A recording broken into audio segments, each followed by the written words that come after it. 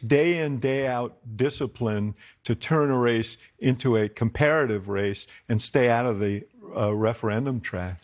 Well, and there's this kind of bizarre dynamic where the brand of the Democratic Party, in fact, is probably stronger than the brand of Joe Biden. He's consistently on ballot initiatives and statewide races, outperforming Joe Biden's performance. But on the flip side, on Republicans, our brand is shot. It's having an incredibly hard time, especially around the issue of reproductive rights and abortion. Trump, I would argue, at least he is not a winner. We know he has not won major victories for the Republican Party dating back to 2018 midterms, but he does energize people. So on the Republican side, what we have to do is how do we actually change that? What do we do to make voters want to come out for us in elections when Donald Trump is not on the ballot?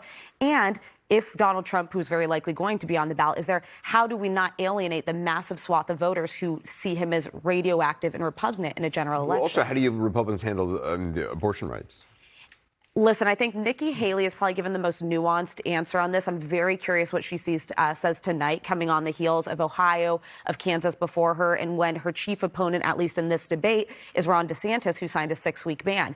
15 weeks is something I think you can communicate to a lot of the American public if framed with, we're going to give you paid family leave, better access to foster care, better adoption care services. And by the way, this isn't about restricting your rights. It's about solidifying where the vast majority of the country is, about 69% of the country supports 15 weeks.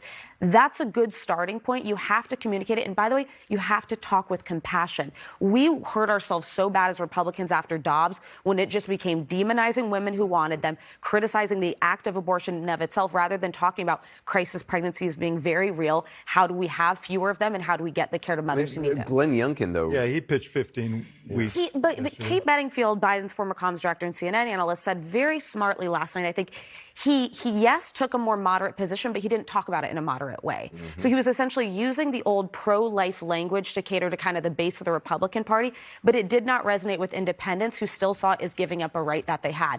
There's a way to communicate this that I think actually gets the broadest swath of voters. Alyssa just said something important about Trump, and you want to be careful about sort of extrapolating from these elections that Harry's been talking about, and Democrats have done quite well, dating almost back to when Trump was elected to every election after. A general election for president of the United States is a different kettle of fish, and Trump will bring out a large turnout of people who aren't going to participate in these elections. It's a